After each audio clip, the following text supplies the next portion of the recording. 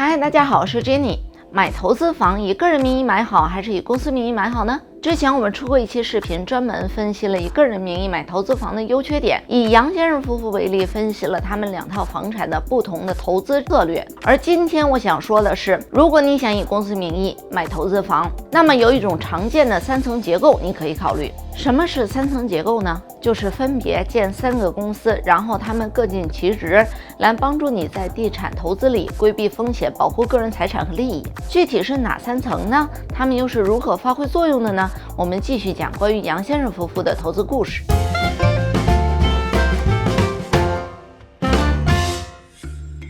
因为杨先生夫妇之前买的2个投资房都是以个人名义买的，第一套是以杨先生一个人的名义买的，由于他本身的收入比较高，于是呢这处房产的所有收益直接加到了他个人税的当年收入里，提高了税阶，反而交了更多的个人税。虽然第2套房是夫妻双方按照比例购入，但是一旦房子出现意外，比如租客在里面受伤了，那夫妻2人是要承担无限清偿的。所以呢，杨先生夫妇就琢磨着以后要再买房得改变一个策略了。首先，为了避免因意外而导致的个人利益受到伤害，他们决定注册一家公司来购买投资房。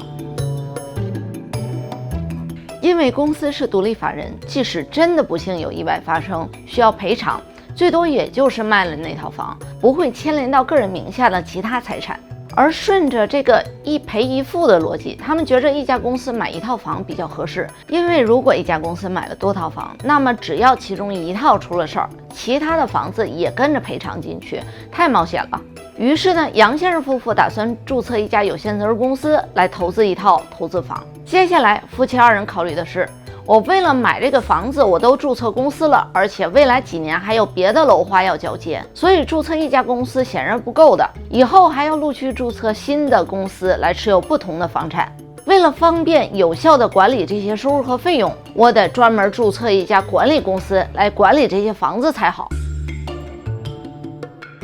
主要负责代收租金和一些房子维护等费用。也就是这家管理公司只向持有房产的公司按市价收取劳务费。不过这个时候呢，杨先生夫妇又想到另外一个问题，税的问题。买房开公司一开了2个，可最终钱也不能全部都放在公司里啊，还是会发给个人的。但是现在有2个公司，杨先生本身又是高收入，之前用自己的名义买房已经有了经验教训，现在不能走之前老路啊。于是他们又有了开第3个公司的想法，而这个公司就是我们在之前的视频里面讨论过的控股公司。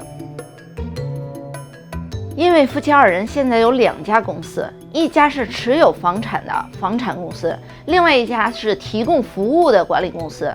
控股公司完全购入这2家的股份，成为绝对的控制方。那么当管理公司的收入以分红的形式转到控股公司的时候呢，因为是主动收入，所以可以有税务上的优惠的。持有房产的公司同时也可以将分红的形式把他自己的利润放到控股公司里面。